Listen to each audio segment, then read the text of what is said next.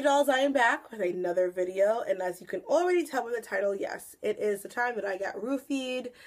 And we're just gonna start because it's a long story. So like, get a snack or foe. Let me just put out there that I didn't drink until college, which is a terrible decision in my opinion, because you're trained to like, the cops are gonna close on the party by 11 and you spent all your ramen noodles money on this beer. You won't drink all the beer. Because my first semester I joined a sorority. Not to perpetuate sorority stereotypes, because really, like, my sorority really is all about sisterhood. Like, we really were about like real stuff, not just drinking, but we drink a lot. Trust me when I tell you, mama knew how to drink. I lost an organ through drinking. I wasn't an alcoholic, but I drank so much and so heavily that I wasn't actually getting hangovers every weekend. I was getting alcohol poisoning. And like, I didn't know. I just thought, I was like, man, my hangovers suck. So keep all of that in mind. So now this is my senior year in college.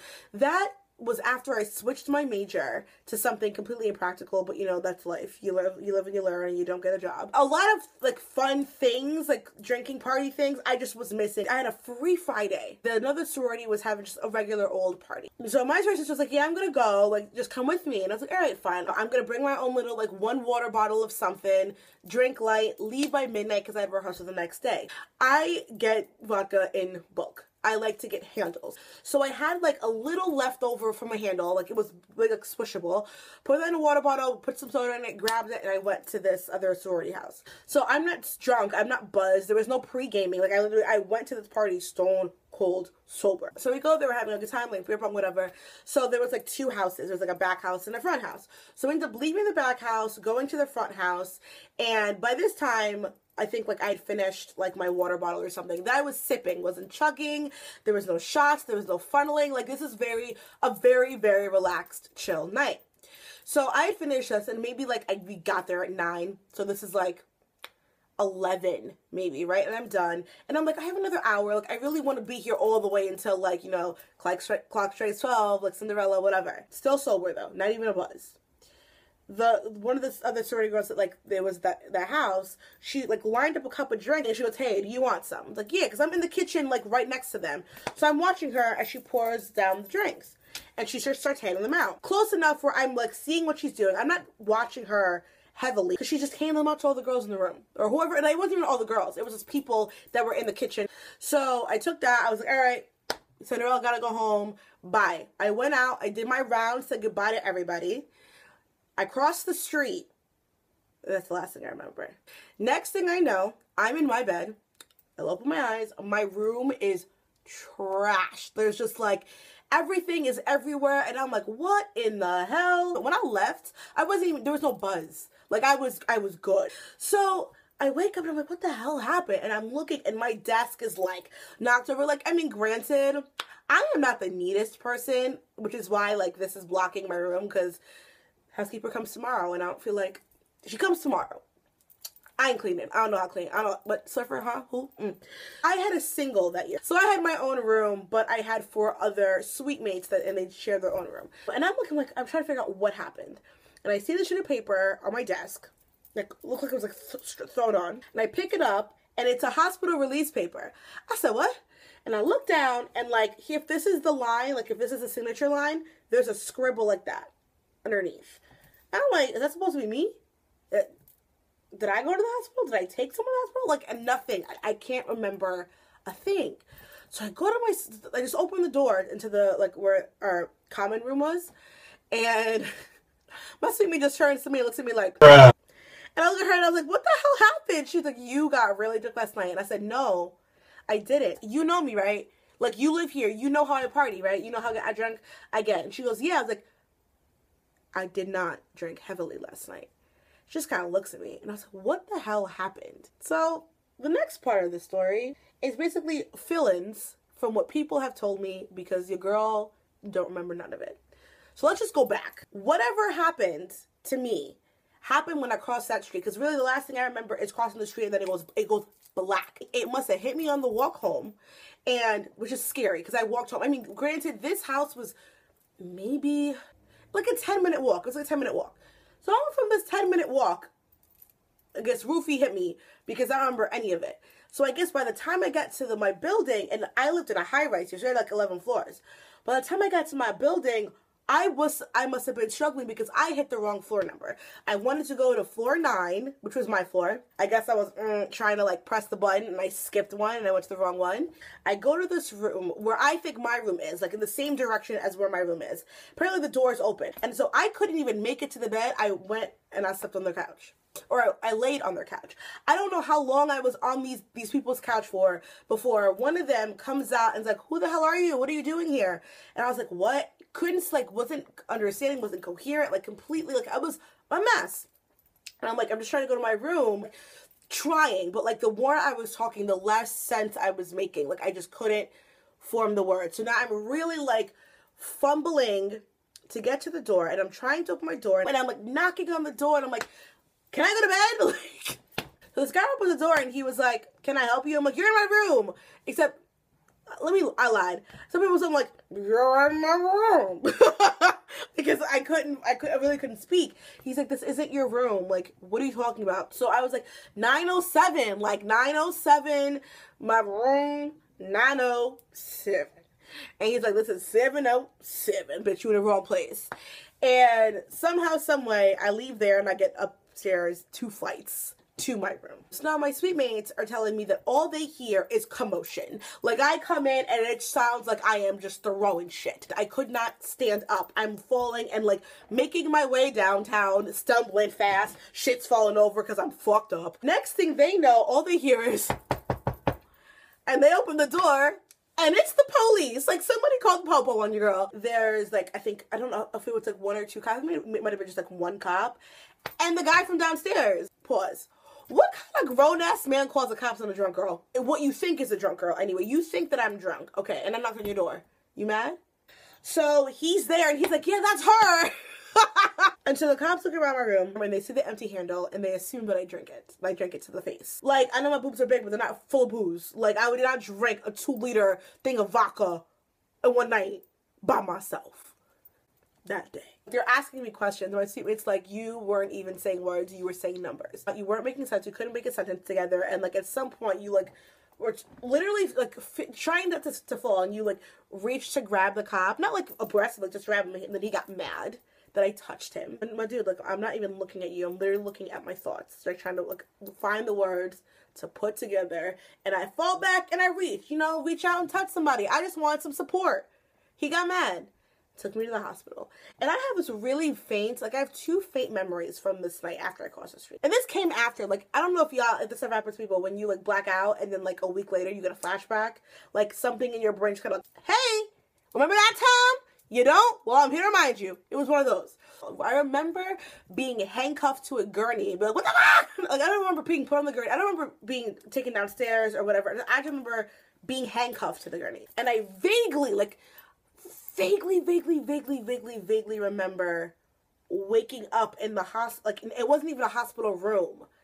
Like, I really remember waking up in this room on, like, the gurney bed. Like, they didn't even put me, where they just, like, wheeled in the gurney and put me in some room. And I wake up, and I panicked. I didn't know where I was, but I was still disoriented, and I remember people couldn't understand me when I was trying to speak. And the nurse, like, basically was like, leave. So now what I was told, they sent campus police to pick me up in the morning and bring me back to campus. So they pulled up, and my friend, he saw me, and he was like, saw me, like, still stumbling out. So, like, mind you, I left this party at midnight. By the time they get me, maybe it's 9, 10 a.m., and I'm still stumbling out. Okay, I just spent the night asleep. Still. And he was like, girl, you need to get some food in your system. Come on. So he takes me. He's like, you were struggling. You were stumbling. I basically had to put the food on your plate, like, carry it for you, because when you try to carry it yourself, you drop ketchup on some dude's shirt. Like, we ate food, and I was with him for, like, an hour.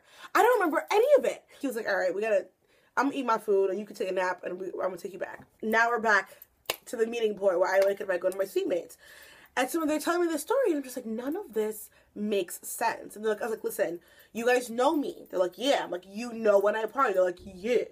So, like, yeah, I didn't party last night. And they're like, do you think that you got roofied? And I was like, anybody trying to roofie me? Who's trying to roofie me? Who? No, like, no. And like, are you sure? And I'm like, actually, maybe. Like, the more that I think about it, they're like, because you don't black out that much. Even if you drink a lot, right? Even, like, trust me. The nights that I blacked out, I blacked out. Even if you drink a lot and you black out, you don't black out for, like, 12 hours. You know what I mean? Like, you don't have a big span of, like, 8 to 12 hours where you don't remember anything. And even if I drank, like, more than I thought and I got drunk, I didn't drink towards blackout drunk. Like, I didn't. I just did not. Period. So I started texting people like, who are the GDIs that were there last night? Because I know it wasn't the frat guys that I was hanging out with. Well, there is that one, but he wasn't there that night. I don't have beef with the other sorority girls where, like, I thought one of them was trying to do me wrong. My theory is that roofie was meant for somebody else. My theory is that my drink was probably, like, one of the last ones. A dude wanted that girl that was pouring the drinks, or another girl that was there, popped it in, and she started handing out drinks. Like, she wasn't, like, handing them out in order. She was just like, oh, hey, here, yeah, like, just grabbing them. Because I saw her hand them out. No one had any answers. They were like, we're going to put our ear to the ground, but we don't know. Like, nobody else was acting weird, or they don't know, because everyone stayed to drink. Which is, like, scary to think, right? Like, it's scary to think that, like, guys, I know I didn't drink that much. I know what happened. But everyone else that was there drank. And, like, whatever was being poured out of the pitcher, if somebody put something in the pitcher and then handed it out to people because they thought, like, whatever, one of these girls is going to be in my bed or whatever the case may be, like, you had, like, 6 or 7, 8 other girls that were not coherent and people just thought they were wasted. That's scary. So now, this is where the system will fail you. Thank God nothing happened to me, but if something had, I wouldn't have gotten any help. The RD makes, like, you know, seeks me out, and the RD is the resident director, and there's never an RD that's not a raging douche, so he was also a raging douche. And it was a whole thing. He was like, you have to be on probation because the cops are called. I'm like, it is May. Like, we are out of here in 2 weeks. Put me on probation, my dude. I'm not going to be back here next semester. And he was like, and you have to go to, like, the counseling center for, like, a therapy session and then to an AA meeting. So I was like, yeah, next semester. Whatever. And then he's like, and now we got to call your parents. I was like, oh, wait, no. I said, why? I was like, I pay for my school. What you call my parents for? And he's like, well, you're underage and this is an alcohol-related incident. And I'm like, no, that's what they said. He said, what do you mean that's what they said? Of course it was. I'm like, of course it was me. Like, you weren't there either. I mean, mentally I wasn't there, but, like, physically I was. But, nigga, you weren't there. It's like, what do you mean? I was like, I don't think it was alcohol related. I think I was roofied. And he, like, just looked at me and he's like, you think you were roofied?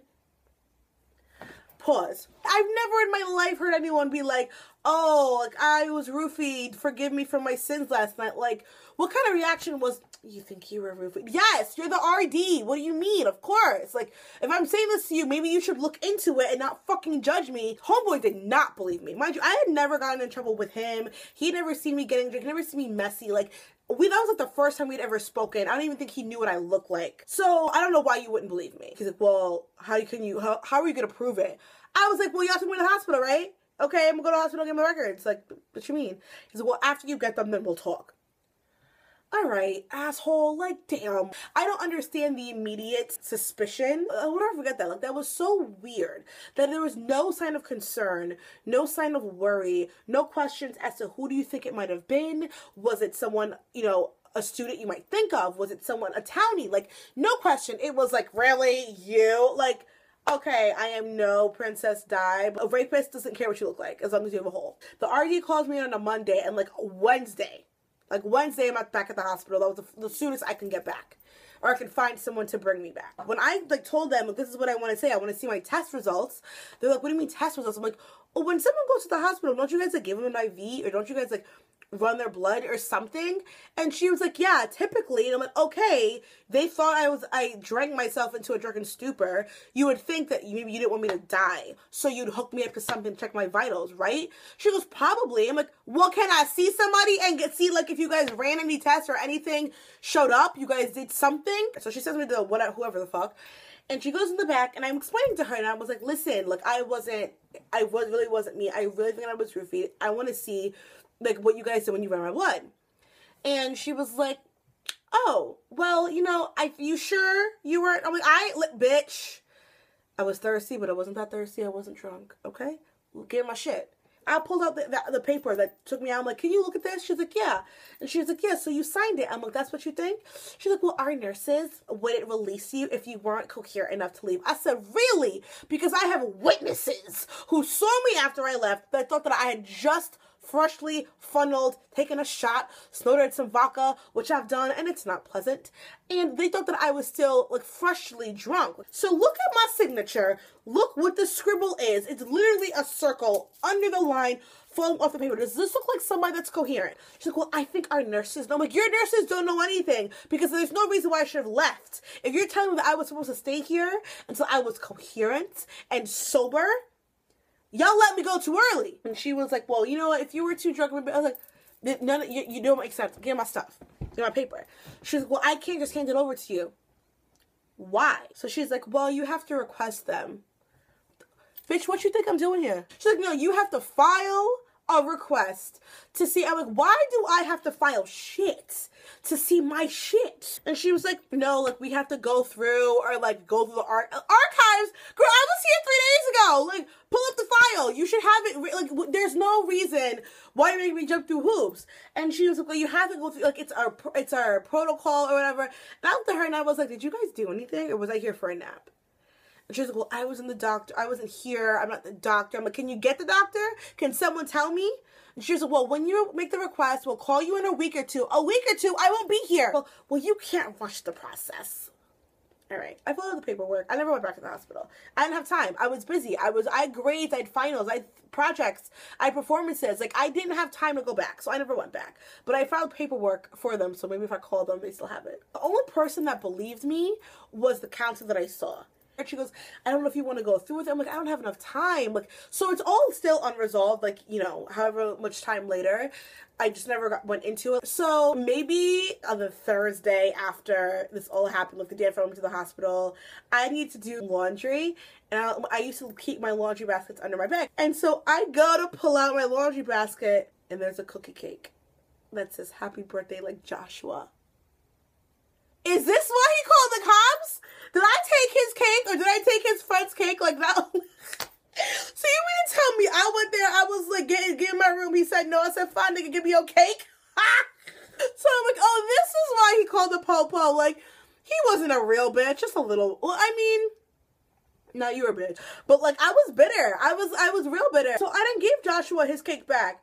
I took it right to the 11th floor with my sorority sisters. Like, hey guys, this is why you called the cops. Who wants some cake? We're gonna eat the evidence. And we had a nice, delicious cookie cake feast. But moral of the story is, no one has your back but you. The scariest part about all of it is that I wasn't at a bar. I wasn't with strangers. I didn't know everyone that was there, but I knew a lot of people that was at this party. And then I wasn't even taken care of. Like, they just assumed I was drunk and left me. But yeah, that's my story. Just be careful, wash your drinks, don't trust anybody, and if you find a cake, eat it.